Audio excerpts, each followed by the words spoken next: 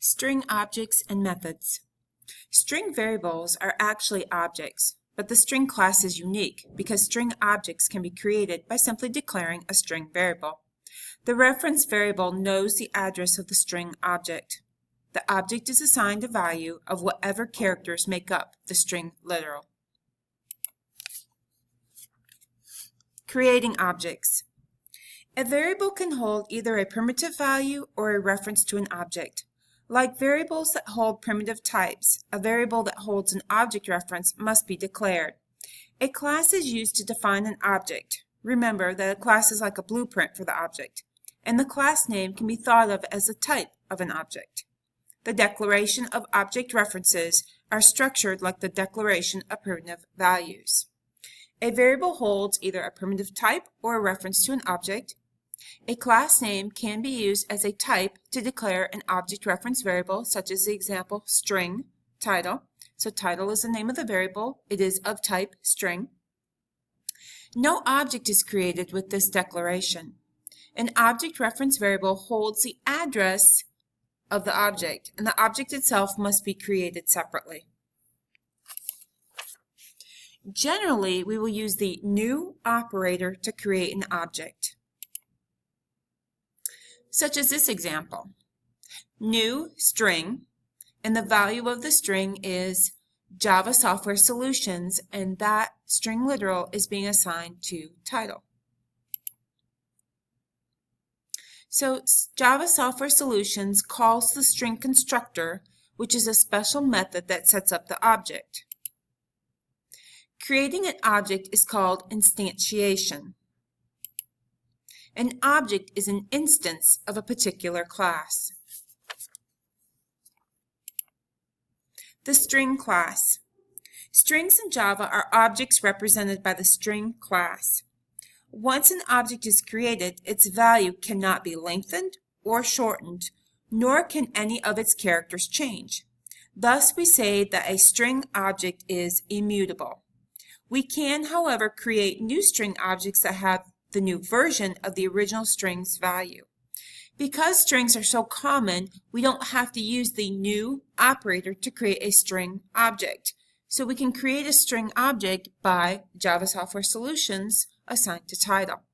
This is a special syntax that works only for strings. Once an object has been instantiated, you can then use the dot operator to invoke its method, such as the example string.length.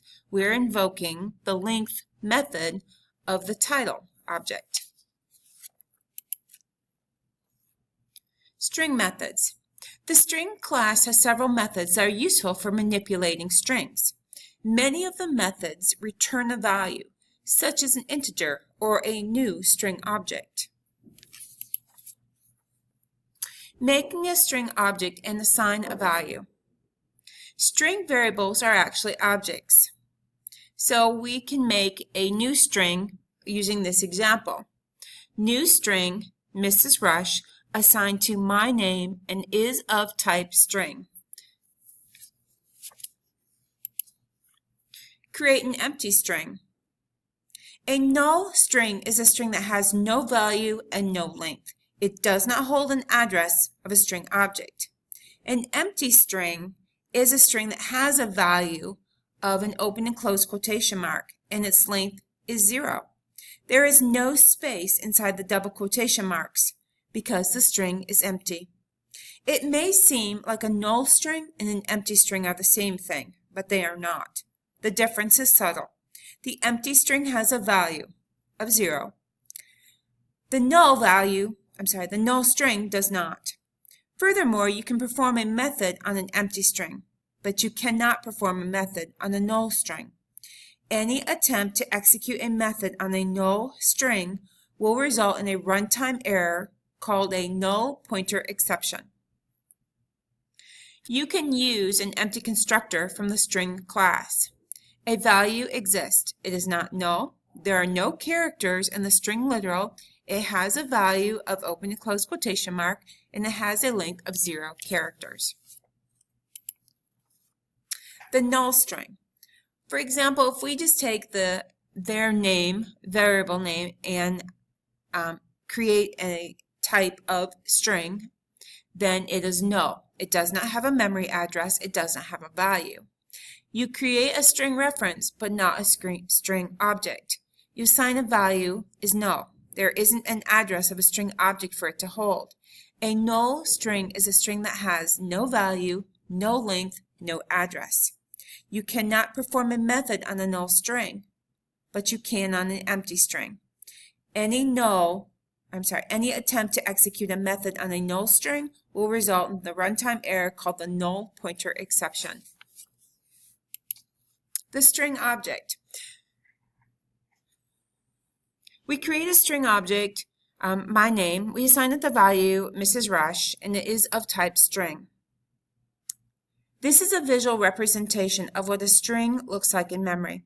The numbers below the characters are called the indices, which is plural of index, of the string.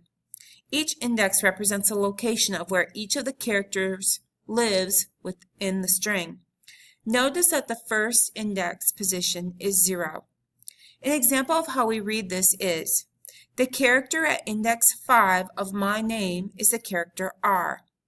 Also, spaces count as characters. We can see that the character at index position 4 is the space character. The equals method. The dot equals method returns a Boolean answer of true if two strings are identical, and it returns false if the two strings differ in any way.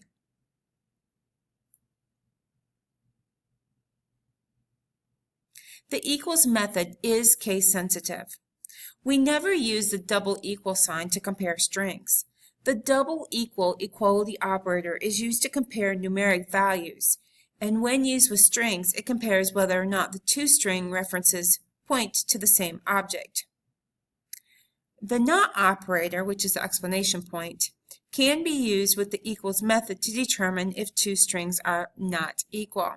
So we've got a couple examples on the screen here. We've got cat lady, which is username 1, is of type string, and then cat lady all lowercase, which is assigned to the variable username 2 and is of type string.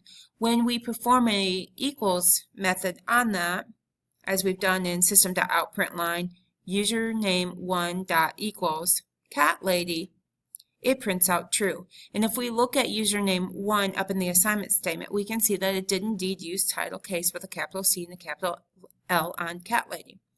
When we go down to the second SOP, system.out.println, username 2 equals cat lady using the title case, it's going to print out false because username 2 value is cat lady in all lowercase.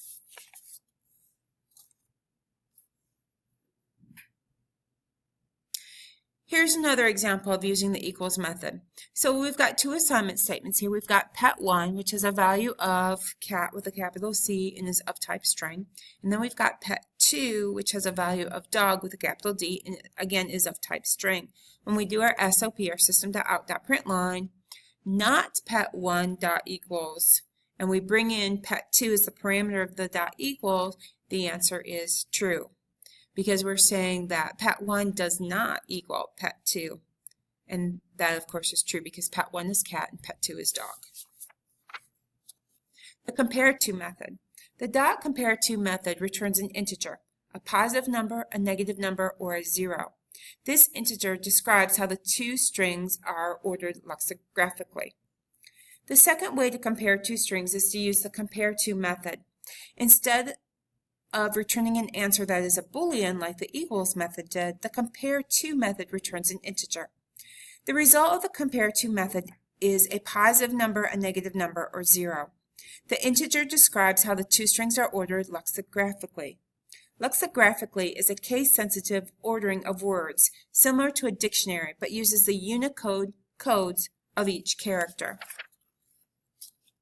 So here's some examples. I've got 3 assignment statements here. I've got hello with a capital H, and that's been assigned to string 1, which is of type string. I've got hello, again with a capital H, that has been assigned to string 2 and is of type string. And I've got kitty with a capital K, and that has been assigned to string 3, which is of type string. Now, for my comparisons, I am going to declare a variable result, and it's of type int. And my assignment statement is going to be string1 dot compare to string2.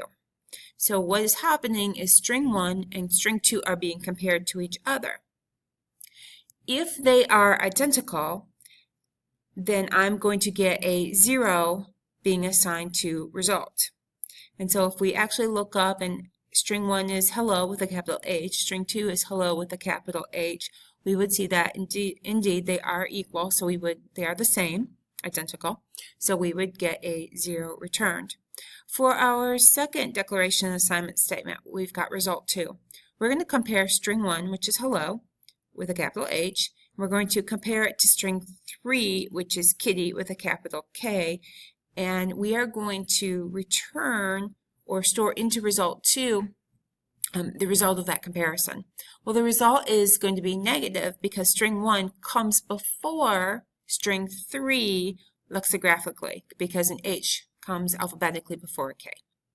And then for our third declaration assignment statement, we've got result 3, which has been assigned the value of string 3 dot compared to string 1. So I'm taking kitty and I'm comparing it to string 1, which is hello. And the result is a positive because string 1 comes before string 3.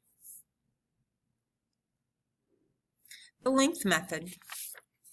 The length method returns the number of characters in a specified string, including spaces. So I've got the declaration assignment statement here, tweet, and its value is I'm going to rock this APCS exam, and it is of type string.